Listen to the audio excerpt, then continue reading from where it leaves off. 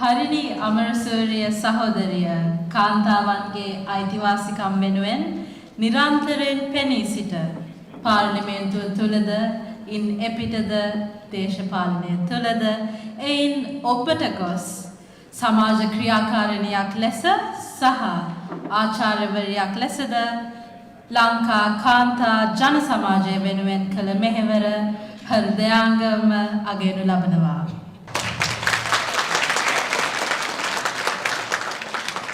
ප්‍රතිවිරුද්ධ බලවේග වියරු වැටි කෑගසන සැම ඉදිරියේ සිනාමුසුව සංසුන්ව කිසිවකටත් නැවැත්විය නොහැකි ගමනක් යන ඇය ලොවට කියාපාන්නේ සැබෑ ගැහැණියකගේ නොසැලෙන ශක්තිය එඩිතර බව සහ වීර්යය.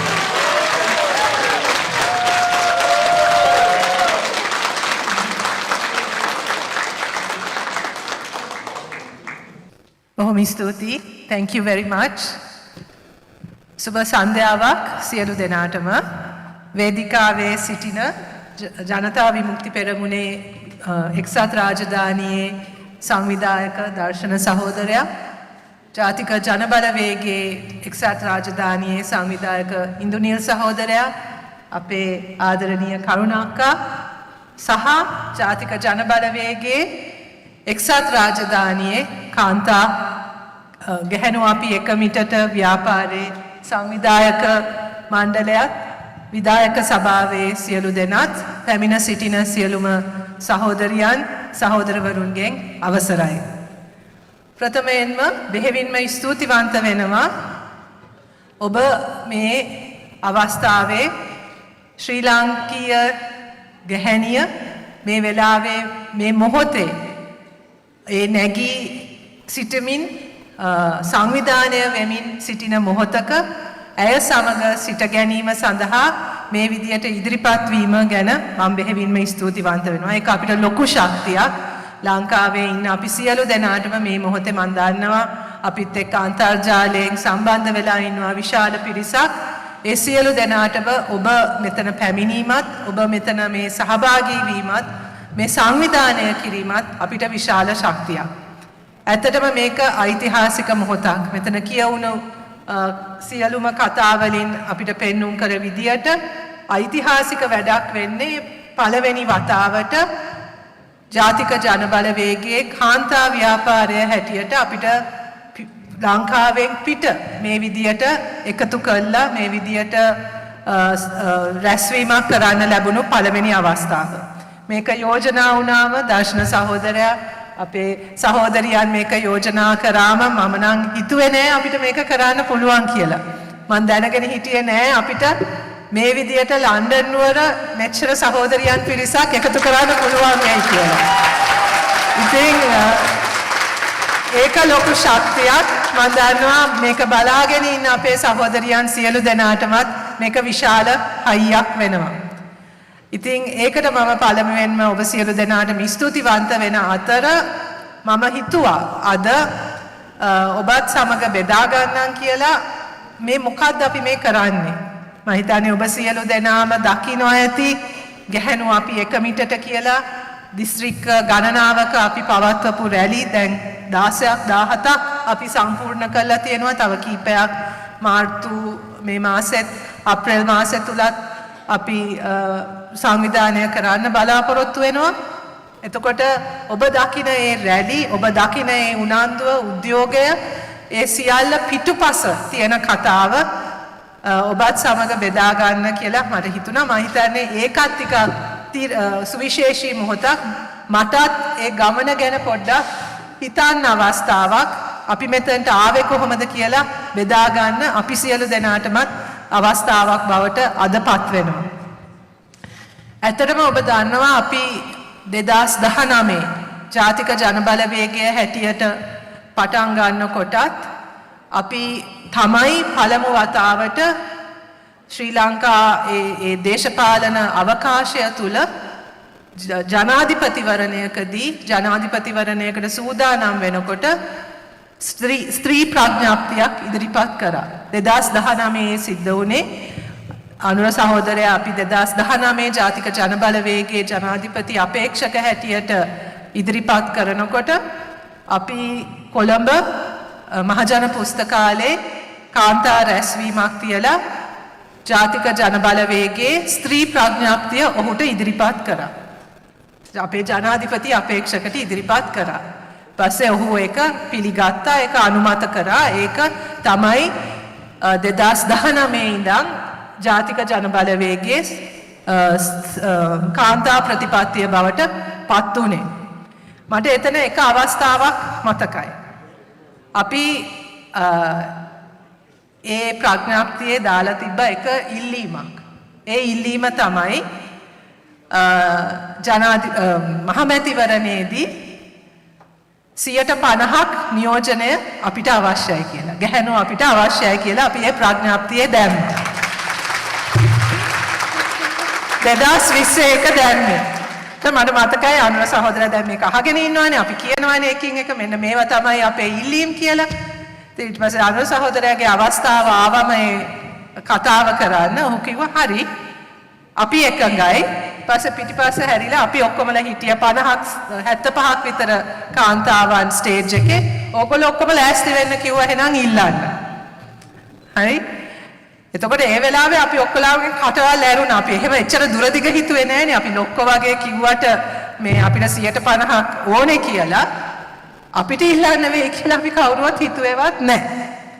හැබැයි එතකොට තමයි අපිට යථාර්ථයක් තේරුනේ. ඇත්තටම එතන තමයි අපේ මේ ආරම්භ වුනේ.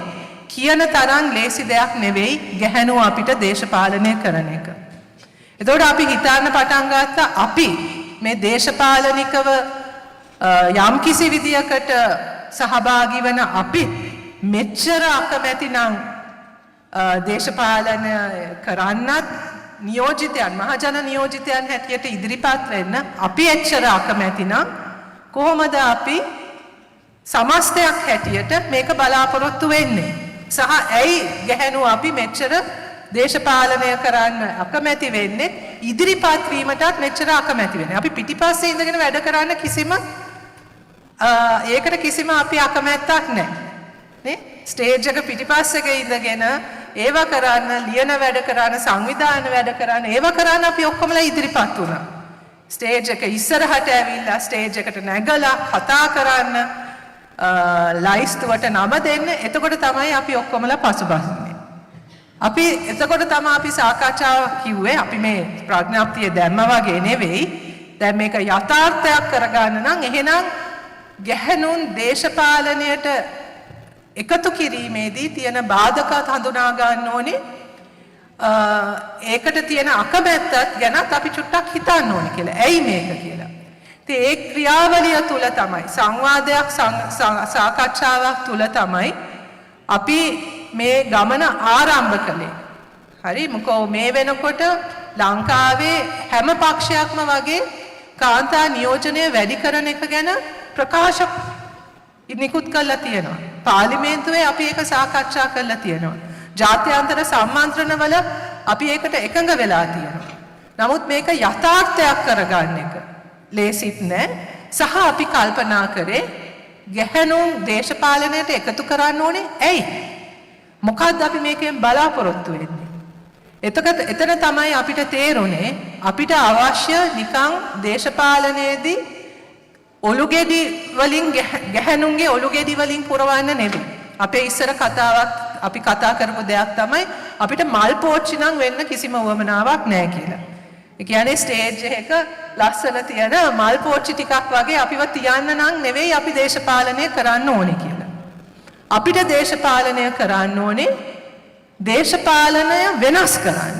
අපි හිතනවා මේ පවතින දේශපාලනය සමස්තයක් හැටියට ගත්තමත් ප්‍රචණ්ඩයි සමස්තයක් හැටියට ගත්තමත් අප්‍රසන්නයි විශේෂයෙන්ම ගැහැණුව අපිට අතිශයින්ම අප්‍රසන්නයි. ඉතින් ඒ නිසා අපි දේශපාලනය කරනවා නම් අපි දේශපාලනය කරන්නේ සමා වෙන සහෝදරයෝ මම දන්නවා මෙතන ඉන්න සහෝදරයෝ එහෙම මේ ගොඩට වැටෙන්නේ නමුත් අර සම්ප්‍රදායික පිරිමි වගේ දේශපාලනය කරන්න නෙවෙයි අපි මේ ඉදිරිපත් වෙන්නේ. අපිට අවශ්‍ය ඒ දේශපාලන සංස්කෘතියත් වෙනස් කරන්න දේශපාලනයට අලුත් අර්ථයක් දෙන්නත් දේශපාලනය තුල වෙනසක් කරන්න. ඒ කියන්නේ නිකන් අර මේන්ස්ට්‍රීම් පොලිටික්ස් වල පැත්තක ඉන්න කණ්ඩායමක් නෙවෙයි අපි.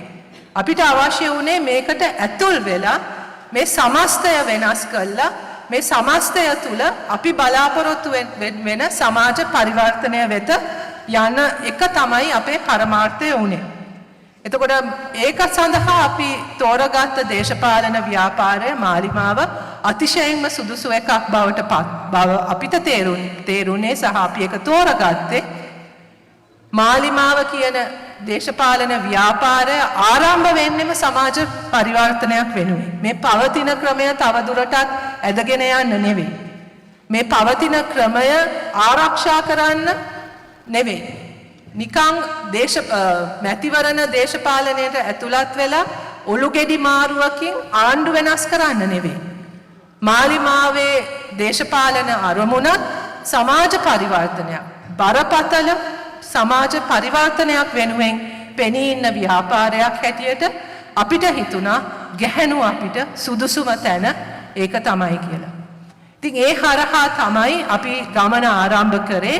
ඒ සඳහා අපි 2021-22 විතර ඔබ දන්නවා අපි ජාතික ජනබලවේගය හැටියට ජනතා සහභාගීත්වය දේශපාලනයට ලබා ගැනීම සඳහා I will also be speaking in English. Bear with me for a few moments. My brain doesn't do very well when I have to switch between sentences. So what I thought I would do is speak first in Sinhalese and then speak in English. So bear with me. Otherwise my brain will just explode if I try to speak simultaneously in two languages. I'm not that good with my language skills. So please bear with me. ඉතින් අපි 2019 විතර අපි ජනතා සහභාගීත්වය ලබා ගැනීම සඳහා අපි තීරණය කරා ජාතික ජනබලවේගයේ කොට්ටාස සභා කියන සංකල්පය එක්ක අපි සෑම ග්‍රාම සේවා වසමක කොට්ටාස සභා හැදුවා. ඒ කියන්නේ ගමේ නායකත්වය ගන්න ජාතික ජනබලවේගයේ දේශපාලන ව්‍යුහය බිම්මට්ටමේ දේශපාලන ව්‍යුහය සකස් කිරීම සඳහා ජාතික ජනබලවේගයේ NPP කොට්ටාස සභා සෑම ග්‍රාම සේවා වසමකම මේ වෙනකොටත් අපි හදලා තියෙනවා. ඔබ දන්නවා ඇති ලංකාවේ ග්‍රාම සේවා වසම් 14000ක් විතර තියෙනවා. මේ වෙනකොට අපි 11000ක විතර NPP සභා හදලා තියෙනවා. ඒකෙදී අපි එතකොට තීරණය කරා අනිවාර්යයෙන්ම ඒ සභාවල කාන්තා සහභාගීත්වයට අවධානය දෙන්න ඕනේ කියලා. එතකොට නිලධාරී මණ්ඩලයට හැම සභාවටම නිලධාරී මණ්ඩලයක් ඉන්නවා. සභාවක් තියෙනවා. ඒකේ කාන්තා සහභාගීත්වයට අවධානය දෙන්න කියලා ඒක අවම වශයෙන් 30%ක සහභාගීත්වයක් තිබිය යුතුයි කියලා අපි තීරණයක් ගත්තා. හැබැයි මේ ක්‍රියාවලිය ආරම්භ වෙනකොට බොහෝ තැන්වල අපි දැක්කා එහෙම සහභාගීත්වයක් තිබ්බේ නැහැ. හරිම අමාරු වුණා අපිට මුලින් මේ සභාවලටත් කාන්තා සහභාගීත්වය ලබා ගන්න. එතකොට ගිය අවුරුද්ද ඊට පස්සේ ඔක කොවිඩ් සහ අපේ ආර්ථික අර්බුදය නිසා අපේ ක්‍රියාවලියත් ටිකක් ඒකටත් අභියෝග රාශියක් එල්ල වුණා. නමුත් ගිය අවුරුද්දේ අපි තීරණය කරා එහෙමනම් කාන්තා සභා කියලා අපි වෙනම හදමු කියලා. එතකොට තමයි අපිට තේරුනේ කාන්තා සභා කියලා අපි වෙනම කොට්ටාස සභාවලට ඇරෙන්න ගැහැණුන් විතරක් ඉන්න සභා හදන්න පටන් ගත්තම මෙන්න බලාගෙන යනකොට වසම් වලින් ගැහැණු හිතා ගන්න බැරි විදියට මේවට ඉදිරිපත් වෙන්න පටන් ගත්තා.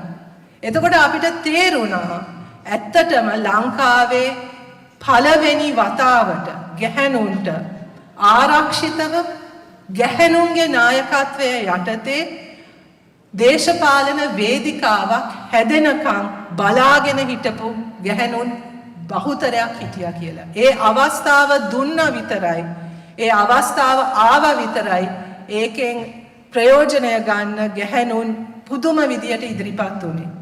ඒක මම හිතන්නේ එකක් අපි ඒ අවස්ථාව දුන්නා. හැබැයි ඒ අවස්ථාව හැදුනේ හරි වෙලාවට. 2023 වෙනකොට ලංකාවේ ගැහැණිය මම හිතන්නේ ඔබ දන්නවා කොහොමද අපේ රටේ ගැහැණුන් වැඩ කරන විදිය. ඔවුන් රැකියාවලත්, ගෙවල් වලත් බර අදින්නේ අපේ රටේ ගැහැණුන් කිව්වොත් ඒක බොරු නෙවෙයි. අපේ රටේ ආර්ථිකය ගත්තත් අපේ රටේ ආර්ථිකය තුල ප්‍රධාන ශේත්‍ර මේ රටට අපේ ශ්‍රී ලංකාවට ඩොලර් හම්බ කරන ප්‍රධාන ශේත්‍ර ගණනාවක වැඩ කරන්නේ ගැහැණුන්. සෑම ශේත්‍රයකම ගැහැණුන් වැඩ කරනවා. නමුත් ඔවුන්ගේ ඒ දායකත්වයට නිසි ඇගීම ගෞරවයක් සමාජය තුළ ලැබිලා නැහැ. ඊට වඩා ප්‍රශ්නයක් තියෙනවා. ඒක තමයි අපි ඒක ගැන කතා කරනකොට තමයි අපිට තේරුනේ ඇත්තටම ලාංකික ස්ත්‍රිය ලාංකික ගැහැණියට ඒ පණිවිඩය මෙතෙක් කල් ලැබිලා තිබෙන්නේ නැහැ කියලා. ඒ තමයි අපි කතා කරන්න පටන් ගත්තේ ගැහැණු වැඩ ගැන. ගැහැණුන්ගේ වැඩ කියලා දේවල් තියෙනවානේ. මෙතනත් කතා වුණා අපි වැටුප් නොලබ කරන වැඩ ගැන. මෙතන එක තැනක කියවුණා ඒක තමයි අපේ නිකන් මොකද්ද? ඒක තමයි අපේ responsibility එක අපේ නිකන් නේද? අපේ අනිවාර්යෙන් කළ යුතු වැඩ කොටසක් තියෙනවා. unpaid care work. වැටුප් නොලබා කරන සුරැකුම් වැඩ. හැබැයි අපේ රටේ මේ පහුගිය කාලය තුල ඒ වැටුප් නොලබා කරන සුරැකුම් වැඩ එක අනිවාර්යෙන් ගැහැණුන් කළ යුතුයි කියලා දෙයක්වත් නැහැ. ඒක මොකක්වත් ජීව විද්‍යාත්මක හේතුවක් නැහැනේ ඔය වැඩ ටික අනිවාර්යයෙන්ම ගැහැණුන් කළ යුතුයි කියලා. නමුත් සංස්කෘතිය තුල සමාජ ව්‍යුහයන් තුල ඒක ගැහැණුන්ට පැවරිලා තියෙනවා. හැබැයි ඒ වැඩ එන්න දුෂ්කර වෙලා තියෙනවා. එන්න පීඩාකාරී වෙලා තියෙනවා. මම හිතන්නේ මම හිතනවා මෙහෙත් එච්චර ලේසි නෑ කියලා. නමුත් මෙහෙ ඊට වඩා සහයෝගයෙන් වැඩ කරනවා කියලා මම හිතනවා. නේද? නේද දර්ශන සහෝදරයා? හැබැයි ලංකාවේ විශේෂයෙන්ම මේ සමාජ ආර්ථික ක්‍රමය තුල අර සමාජ ආරක්ෂණය කියන දේවල් වලට තිබ්බ අවධානය එන්න ආණ්ඩු වලින් ඈත් වෙනකොට ඒ බර ක්‍රමානුකූලව ගැහැණිය ගෙදර ඉන්න ගෘහණිය ගෙදර ඉන්න මව ගෙදර ඉන්න ගැහැණියගේ වගකීමක් බවට පත් වුණා. උදාහරණයක් හැටියට අධ්‍යාපනයට දෙන අවධානය වැඩි වෙනකොට අපේ අධ්‍යාපන ක්‍රමය කඩා වැටෙනකොට අධ්‍යාපනයට තියෙන සම්පත් අඩු වෙනකොට කාටද ඒ බර වැටෙන්නේ? ගෙදර ඉන්න අම්මට. ගෙදර ඉන්න අම්මත් දැන් දැන් මම ඉස්කෝලේ යන කාලේ මගේ අම්මා මාව පළවෙනි වසරට ගිහිල්ලා ඉස්කෝලේ බාර දුන්නායින් පස්සේ ආයෙත් පැත්ත පළාතේ ආවේ නැහැ. ආයෙත් ඉස්කෝලේ එන්නේ නැහැ. හැබැයි අද එහෙම කරන්න බෑ. අද අම්මත් යන්න ඕනේ ඉස්කෝලේට. ඇයි? මොකද ඉස්කෝලේ තියෙනවා පාසල් සංවර්ධන කමිටුව කියලා දෙයක්. අනිවාර්යෙන් දෙමව්පියන් ඒකට සහභාගී වෙන්න ඕනේ. පාසල නඩත්තු කරන්න මුදල් එකතු කරන්න ඕනේ. දැන් ආණ්ඩුව ගෙවන්නේ ගුරුවරුන්ගේ පඩි විතරක් කියලා කිව්වොත් ඒක මම හිතන්නේ අතිශයෝක්තියක් නෙවෙයි. ලයිට් බිල, වතුර බිල, ඉස්කෝලේ පේන් කරන වැඩ, ඉස්කෝලේ නඩත්තුව මේ සියල්ලටම දෙමව්පියෝ සල්ලි එක්කව කරන්න ඕනේ.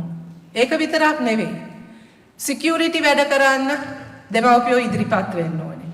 මතකද එක කාලයක් සති දෙක තුනක් තිබ්බ අර අයිස් හොයන වැඩක් එක වෙලාවට අපේ ආණ්ඩු කරනවනේ එක ඩ්‍රාමා එක කාලයක් තිබ්බා ඉස්කෝලේ ළමයින්ගේ බෑග් වල අයිස් තියනවා කියලා. අයිස් කියන්නේ ඩ්‍රග් එකක්. හොඳද? not ice as in ice as you and I generally think about it, but it's some kind of substance, a drug. මේක නවත්තන අපේ රටේ තියෙනවා ලොකු drug abuse problem එකක් විශේෂයෙන්ම ළමයි අතර. මේකට අපේ ආණ්ඩුව ආපු නිකන් හොඳම අදහස තමයි ඉස්කෝලේ ළමයින්ගේ බෑග් වල අයිස් තියනවද කියලා චෙක් කරන්න ඕනේ කියලා හැමදාම උදේට. ඉතින් මේ ග්‍රේඩ් 1 එකේ ඉඳන් ළමයින්ව පේලියට තියලා බෑග් චෙක් කරනවා අයිස් තියනවද කියලා. දැන් කවුද ඕක කරන්නේ? දෙමව්පියෝ. හරි? ඉතින් දෙමව්පියන්ගෙනුත් කවුද ඔකට සාමාන්‍යයෙන් අහු වෙන්නේ? ගෙදර ඉන්න මම. හරි? ඉතින් ඔය විදියට අනිවාර්යයෙන්ම පාසල් යන දරුවෙක් ගෙදර ඉන්නවා නම් අම්මා කෙනෙක්ගේ කාලයෙන් සෑහෙන වෙලාවක් වැය වෙනවා මේ ඉස්කෝලේට කරන්න ඕන වැඩ ටික කරන්න. ඒක විතරක් නෙවෙයි. අපේ අධ්‍යාපන පද්ධතිය වැටිලා තියෙන වැටිල්ලත් එක්ක හරි අධ්‍යාපනයක් පාසලේ ලබන්නේ නැති නිසා මම හිතන්නේ මෙතන කතා වුණා. ඒක අනිවාර්යයෙන්ම අතිරේක පන්ති වලට ගෙවලා යවන්නත් ඕන. ඉතින් ඒවට ගෙනියන්නේ කවුද? ගෙදර ඉන්න අම්මා.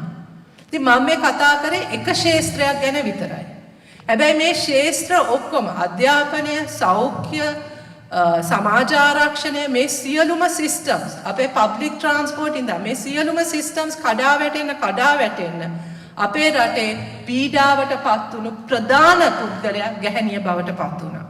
ආර්ථිකය කඩා වැටීම තුලත් ආර්ථිකය හිර වෙන්න පටන් ගත්තෙත් ගැහැණිය. එතකොට ශුද්‍ර මූල්‍ය ණය කියන එක හඳුන්වා දීලා අපේ රටේ තියෙන සංවර්ධන බැංකු ගැහැණුන්ට පිරිමින්ට සියලු දෙනාටම මුදල් කියන්නේ පහසු ණය ලබා ගැනීමට තිබ්බ ක්‍රමවේද ඇහිරෙන්න පටන් ගත්තම ශුද්‍ර මූල්‍ය ණය කියලා predatory microfinance institutions ඇවිල්ලා අපේ විශේෂයෙන්ම ගම් පළාත්වල ගැහැණුන්ව ණය වලට හිර කරන්න පටන් ගත්තා. මේකත් එක්ක පුදුම හිංසනයකට පුදුම වදයකට මේ ගැහැණුන්ට මුහුණ දෙන්න සිද්ධ වුණා. මේ ඔක්කොම තියෙන අතරේ යුද්ධ කෝලහල මේ සියල්ලම ඒ පීඩාවත් විශේෂයෙන්ම දරන්න සිද්ධ වෙලා තිබ්බේ ගැහැණුන්ට. මේ අතර තුල තමයි දේශපාලන අර්බුදයත් එක්ක ආර්ථික අර්බුදයත් එක්ක 2022 අපේ රටේ ආර්ථිකය කඩා වැටිලා විශාල ජනතා පිබිදීමක් ඇති වුණේ. අරගලය කියලා අපි ඒක අදටත් හඳුන්වනවා. ඒක අපි ගෝල් ෆේස් එකට සීමා කරන අරගලයක් නෙවෙයි. ඒක ඇත්තටම රට පුරාම තිබ්බ අරගලයක්. එතන හිටියත් නැතත් හදවතේ තිබ්බ අරගලයක්. ඒ අරගලයේ ඉදිරියෙන්ම හිටියේ ගැහැණුන්. ඔබ දැක්කනම් ඒ විරෝධතාවල හැමතැනම ඉදිරියෙන්ම හිටියේ ගැහැණුන්. ඒ තිබ්බේ ඇත්තටම ඒගොල්ලොන්ගේ තිබ්බ ප්‍රශ්න ගැහැණුන් හැටියට මුණ දෙන්න ඒ පීඩාව තව දුරටත් ඉවස ගන්න බැරුව ඔවුන් ගෙවල් වලින් එළියට බහින්න පටන් ගත්තේ. ඉතින් ඒ නිසා ඒ තිබ්බ පීඩාවත් දේශපාලන ව්‍යාපාරයක් හැටියට අපිත් හඳුනා ගැනීමත් සමග අපේ ඉදිරි ගමන යන්න නම් අපිට සැබෑ සමාජ පරිවර්තනයක් ලබා ගැනීමට නම් අනිවාර්යයෙන්ම ගැහැණුන්ගේ සහභාගීත්වය ගැහැණුන්ටත් එකතු වෙන්න පුළුවන් දේශපාලන වේදිකාවක් දේශපාලන අවකාශයක් අපි හදන්න ඕනේ කියන ඒ තීරණය ගත්ත එක කියන්නේ ඒ දෙක එක වෙලාවට සිද්ධ වුණේ. ඉතින් ඒ නිසා තමයි අපි හිතන්නේ අපි අර කාන්තා සභා කියන ඒවා හදන්න පටන් ගත්තම ඒවට එච්චට උනන්දුවේ ගැහැණුන් සම්බන්ධ වුණේ. ඒතකොට ඔබ දෙසැම්බර් 30 ඉඳන් මාතර ඒ දැක්ක රැලි පිටිපස්සේ විශාල ක්‍රියාවලියක් තිබ්බා. That was not just a spur of the moment, just an automatic thing that happened. Suddenly we didn't start having these district rallies. They were the result of months of hard work, where women spent so much energy organizing, going door to door, canvassing, talking, discussing, having small group meetings, talking about the issues and talking about how best to challenge the system and how best to get involved in politics. So the rallies, the very successful rallies that you're seeing today, ada oba dakina e අතිශයින්ම සාර්ථක ඒ රැලි ඒ මාස ගණනක වැඩවල ප්‍රතිඵලයක්. ඒ ගම් මට්ටමේ ඒ ගැහැණුන් සංවිධානය වෙමින් ඉදිරිපත් වෙමින් නායකත්වය ක්‍රමානුකූලව හදාගනිමින් එන ගමනක් ඒක. ඒක ඒ රැලි වලිනුත් අපි අවසන් කරන්නේ. ඒ විධායක සභා හරහා අපි බලාපොරොත්තු වෙනවා මින් ඉදිරියට තව දුරටත් තව දුරටත් මේක ව්‍යාපාරයක් හැටියට තවත් ශක්තිමත් කරමින් මාලිමාවේ දේශපාලන ගමන තුල ඒකත් සමග ඉදිරියට යන්න අපේ බලාපොරොත්තුවක් තියෙනවා. අපි හදපු ඒ විධායක කමිටු දැන් රැස් වෙමින් දිස්ත්‍රික්ක මට්ටමින් ගම් මට්ටමින් ඒ කාන්තා සභා හරහා දිගින් දිගටම වැඩ කරමින් යන්නේ. Our main aim is to build leadership among women, leadership in all the different sectors, to support women to participate in their in public life as best as they can, in whatever sectors that they choose. We want to be able to bring women's issues. We want to be able to have women who will be able to speak out on behalf of the issues that they face, take up leadership, and get involved in their community, in community life, and to bring about the changes that they want for themselves. This is our ultimate aim. We don't want to be just a sort of a women's movement that is decorative. We want our women's movement, the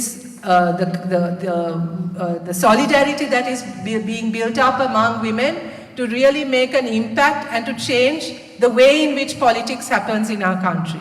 To make it a safe space for everyone, to make it a more inclusive place for everyone, and to make everyone feel that being part of public life, being part of a political space is not something that is demeaning or not something that is somehow only bad people do or corrupt people do.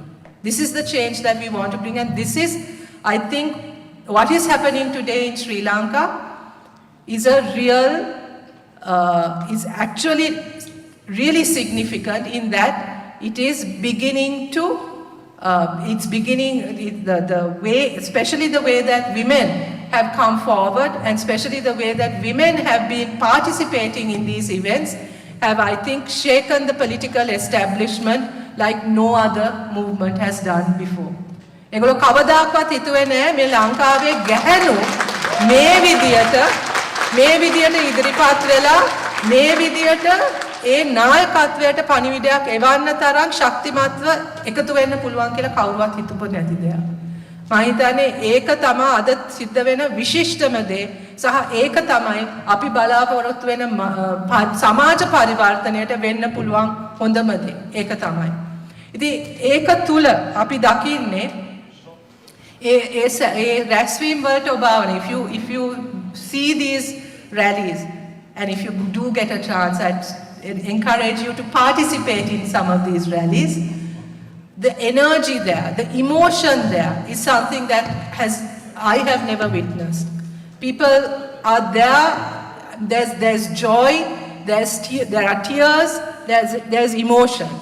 People are there because they want to be there. People are there because they believe that the transformation that they are seeking is happening and that it is possible. And that they are part of that transformation. That is the most significant thing. And I think that is probably the most important change that is taking place in our country right now.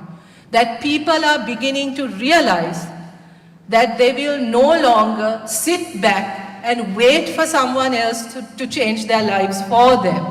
That they are going to be part of that change, and that they are going to be the leaders in the transformation that is going to take place in our country. I think that is what is most significant, and that is what is most inspiring about what is happening in Sri Lanka right now. එතකොට මේ සියලුම අර්බුද අතර ඔබ බොහෝ වෙලාවට ඔබට ලංකාව ගැන අහනකොට ඇහෙන්නේ ඍණාත්මක දේවල් වෙන්න පුළුවන්. අපි බංකොලොත් රටක්, we are bankrupt. අපේ දේශපාලන සංස්කෘතිය දූෂිතයි, there's corruption everywhere. අපිට ඇහෙන්නෙම ඍණාත්මක දේවල්. නමුත් මේ මොහොත තුල මම හිතන්නේ ඒ සියලුම ඒ ඍණාත්මක දේවල් අතරම බලාපොරොත්තුවකුත් තියෙනවා. possibility එකක් තියෙනවා. There's a hope of there's space opening up for a different way of doing things, a different kind of politics. There's belief among people that a different kind of politics is possible. That is what is most inspiring about this moment. That is what I think is so significant and historical in this particular moment in what is happening in Sri Lanka. You will see women, men, children, young people of all age groups, all ethnic groups coming together, not necessarily because we agree with each other about everything, but because we are willing to talk to each other, because we are willing to discuss with each other, and perhaps for the first time, there's a political platform that brings all these different people together. And where all these different ideas and all these different people can feel that they're part of something, part of a process and part of a process of transformation. That is what is most significant and most inspiring about what is happening in Sri Lanka. Meka tavadurathat නිකන් මේ ජාතික ජනබලවේගයේ මැතිවරණ ව්‍යාපාරයක් විතරක් නෙවෙයි. අද මේ සිද්ධ වෙමින් යන දේ මේ ගැහණු අපි එක මිටට කියන දේද දැන් හෙට ඉඳන් අපේ තරුණ රැලි අපි ආරම්භ කරනවා. මේ සියල්ල එක්කම සිද්ධ වෙන්නේ මේක තව දුරටත් මේ ජාතික ජනබලවේගය දිනවන ඊළඟ මැතිවරණය දිනවන වගේ සරල දෙයක් නෙවෙයි මේ සිද්ධ වෙන්නේ. අපි මේ එකතු වෙන්නේ අපි මේ ගොඩනගමින් යන්නේ විශාල සමාජ පරිවර්තනයක් වෙනුවෙන් ලාංකික පුරවැසියා සූදානම් වෙන ලාංකික පුරවැසියාගේ මැදිහත් වීම තුලින් සිද්ධ වෙන විශාල ව්‍යාපාරයක් විශාල ක්‍රියාවලියක්. ඒක තමයි මම හිතන්නේ මේ වෙලාවේ ඔබට ඇත්ත වශයෙන්ම මම යෝජනා කරන්නේ මේ මොහොතේ බැරෑරුම්කමත් මේ මොහොතේ විශේෂත්වයක් තේරුම් ගන්න. මේක තවත් එක් මැතිවරණ වර්ෂයක් වෙන්නේ. මේක ලංකාව වෙනස් කරන වර්ෂයක් බවට අපිට පත් කරන්න පුළුවන්. ඔබ මෙච්චර කාලයක් හිතුවනම් if all of these years, if you think about why you left Sri Lanka, many of you might have left for perfectly good reasons. But I think the very fact that you are here today suggests that you have some connection still with Sri Lanka. You still feel a sense of belonging to Sri Lanka. You still have some nostalgia about Sri Lanka. Despite all the awful things that might have happened to you in that country, especially as members of the Tamil and Muslim community in Sri Lanka, I think many of you would have felt that you do not belong, that you are always treated as a second-class citizen, as the other in every way. Despite all of that, you are here today because you still feel some sense of belonging with Sri Lanka. Right? And if you, at any point in your life, I can't remember which of our speakers, but one of you, I think Tushara, you spoke about a daydream, about a dream that you have for the kind of country you would like Sri Lanka to be. I honestly feel that this is a time when we can all make that daydream a reality. But that it's not an easy task. It is not something that will happen with one election. It is not something that will happen in a day or even a year. But there is right now an opportunity for us to really turn Sri Lanka around and to make it the kind of country that it should be. You know, it is a country, I mean, it's, you know, all sort of everything aside, it's such a beautiful country. I was here the whole of last week on for a seminar organized by the Commonwealth Parliamentary Association, and all the delegates that I met, delegates from every country, when they found out where I was from, the first sentence they would all come out with, oh, Sri Lanka is such a beautiful country, right? It's such a beautiful country. They have all either been there or they want to visit Sri Lanka. And then they ask me, but what happened? Right? And then, you know, you're at a loss. How do you explain what happened to that country? How do you explain how a country with so much potential has become the disaster that it is today? Right? But I think people are beginning to realize that we have the power to change that we have the power to turn that around, right? And I think that is something that we as NPP if there's something that we can be pleased about, it is the fact that we have become, in a way, the focus of that hope. And it's not just because they think that we as the leadership of NPP are going to bring about that change, but because people are beginning to recognize that NPP is not just about the leadership. NPP is about all of you, all of us together creating that change, and that NPP is providing you with a platform to become part of that change. And I think that is a really significant and important thing that is happening right now. And it's not just about what NPP as a political party has done, it's also about what happened in 2022. It is about the Aragale. It is about that moment where the citizens of Sri Lanka realized what could happen if as citizens we come together for a common goal and a common aspiration. Of course, we realized very soon that just getting rid of a president is not good enough. We need to have a plan to do what happens when the president actually resigns or we get rid of the president. We need to make sure that we are in charge of the next phase of the reform as well, right?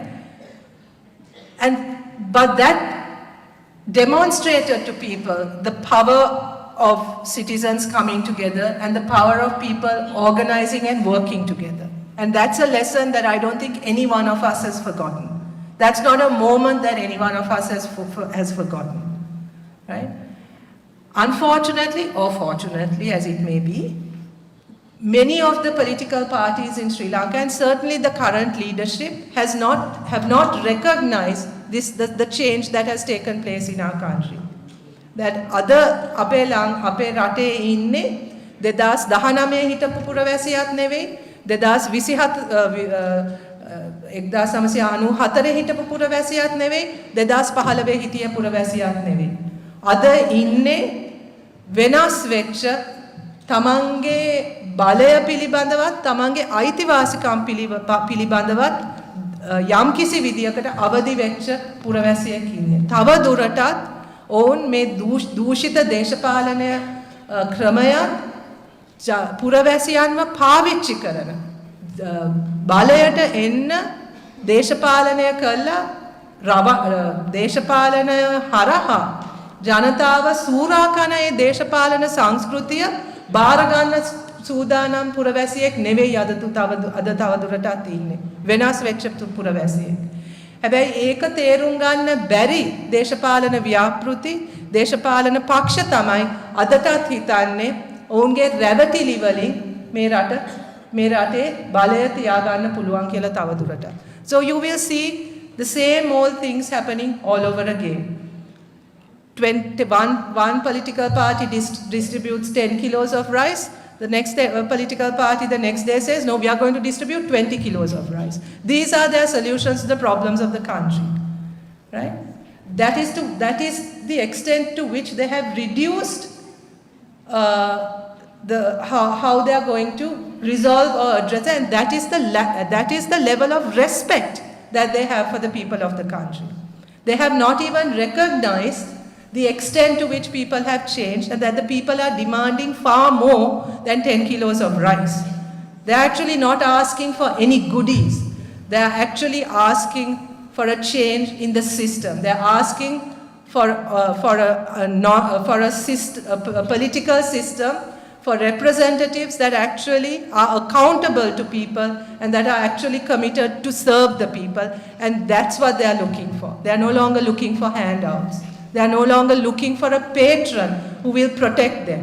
They want something different. මේක තේරුම් ගන්න නැති දේශපාලන ව්‍යාපාරවලට අපේ රටේ අනාගතයක් නැහැ. ඒක තමයි 2024න් ඔප්පු වෙන්නේ. 2024 මැතිවරණයේදී අපි හිතනවා අර පැරණි දූෂිත ඒ දේශපාලන නායකත්වයටත් දේශපාලන සංස්කෘතියටත් ශක්තිමත් පණිවිඩයක් දෙන්න මිනිස්සු ලෑස්ති වෙලා ඉන්නේ, ජනතාව ලෑස්ති වෙලා ඉන්නේ. අපි ඒ බලාපොරොත්තු වෙන ඒ වෙනස වෙනුවෙන් අවශ්‍ය බලය ලබා ගැනීමේ පළවෙනි පියවර 2024 තුල ලබා ගන්න පුළුවන් කියලා අපි විශ්වාස කරනවා. ඉතින් ඒ නිසා අපි ඔබ සියලු දෙනාටමත් ආරාධනා කරන්නේ මේ මොහොත අතාරින්න එපා. Don't let this moment pass. I have met people who have traveled far and wide to come for our rallies and who participate in those rallies because of the expectation that they have and because of the trust they have that this time something different will happen. My request to all of you is also, please be part of that transformation. We no longer want, we are not, as women, especially as women in Sri Lanka, I think many of you have looked upon us more or less with pity, as victims always. People who need charity, right? But I think this time we are not prepared to be victims anymore. We want to be in control of our own destiny, especially as women. I think we want to put an end to that era of where our 52% of votes have led to, have formed governments, our votes are actually what produce governance and produce leaders, only to have them turn their backs on us the minute they come to power. And I think that is what, for the first time, we have decided that we are not going to put up with that anymore, that we are not going to just let ourselves be used and discarded like what usually happens. We want to be part of creating our own destiny, and we want to be part of the change that is happening in Sri Lanka. ඉතින් මම ඔබ සියලු දෙනාටමත් ආරාධනා කරන්නේ, ඔබ සියලු දෙනාටමත් ඉල්ලා සිටින්නේ මේ මොහොත ලංකාවේ තවත් එක් මොහොතක් ලෙස දකින්න එපා, තවත් එක් මැතිවරණයක් කියලා බලන්නත් එපා. මතු පිට සිද්ධ වෙන දේ විතරක් නෙවෙයි, මේ සමාජ පරිවර්තනය වෙනුවෙන් ඔබත් දායක වෙන්න. අපිට අවශ්‍යයි එතකොට මේක මේ ආර්ථික අර්බුදයක් පමණක් හෝ දේශපාලන අර්බුදයක් පමණක් හැටියට දකින්න නෙවෙයි. මේක මේ රටක් අලුත් මගකට ගන්න යන ව්‍යාපාරයක්. අලුත් මගකට හරවන්න හැරවීමට සියලු දෙනාම එකතු විය යුතු මොහොතක්. ඒක මේ ආර්ථික අර්බුදයක් විසඳන එක තරම් සරලත් නෑ. අධ්‍යාපන ප්‍රතිපත්තියක් ලස්සනට හදන එක තරම් සරලත් නෑ. සෞඛ්‍ය ප්‍රතිපත්තියක් හදන එක තරම් සරලත් නෑ. ඊට එහා ගිය ඒ ප්‍රතිපත්ති ක්‍රියාත්මක කරන්න පුළුවන් සමාජයක් හදන ව්‍යාපාරයක්. අන්න ඒ වෙනුවෙන් මම හිතන්නේ ඔබ සියලු දෙනාටම දායක වෙන්න පුළුවන්. ඔබ සියලු දෙනාටම වචනයකින් හරි එම පරිවර්තනය වෙනුවෙන් පෙනී ඉන්න පුළුවන්. You can defend that transformation, you can protect that transformation, and you can actually reflect that transformation that you want to see in the country. This requires for us to think differently, to redesign what we want from our country, in fact to reimagine what we want from our country. For far too long we have been satisfied in our separate groups, in our little silos. We remain in our little groups without talking to each other, without really understanding each other, thinking that we are the best and we know the best for everyone else. This is the moment for us to come out of that mentality, to actually reach out to each other, to actually listen to each other, and to find the solutions from within ourselves and from that dialogue that we have between ourselves.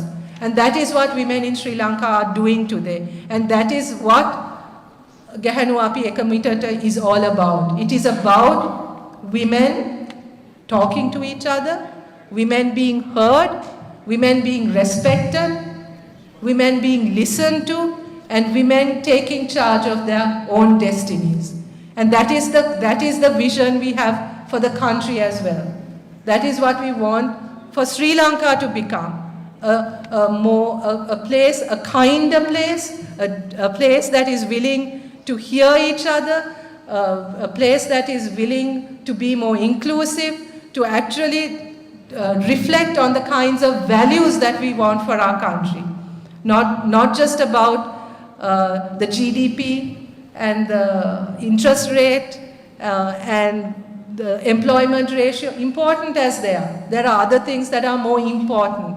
That is about the way in which we as humans relate to each other, the way as humans we interact with each other. And there's a lot of healing that our country needs to go through, a lot of recovery, a lot of memories that we need to come to terms with, a lot of violence that we need to come to terms with. We have to be able to talk to each other about this. We need to be able to listen to each other about this, even about the most difficult of topics, and be willing to move forward and willing to look at some of the ways in which we have been doing things differently.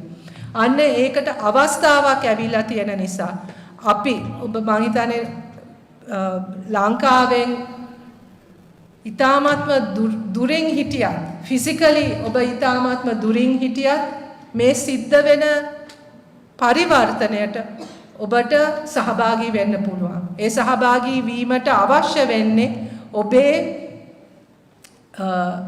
your sounds very sort of religious to say this, but what we need is your spiritual backing in a way, right? We need you to support us, we need you to back us, and we need you to defend us, right? Because this change is not going to be easy. There will be a small elite group that will do everything in their power to stop this change from happening, because they have been in control of what has happened in our country for so long, and they're not going to give up easily. But the people of this country are stronger than all of them. We have simply not realized our strength before. But by coming together and really recognizing the strength within us and understanding that as a collective force, as an organized group of citizens, we are much more powerful than that small elite that have actually ruined our country during the last 75 years. That era must come to an end, and ending that era is our responsibility. And we need your support to do that, and you can be and you must be part of that change. So I will end once again thanking you for your support, for your show of solidarity with what is happening in Sri Lanka. I know all of you are looking at us.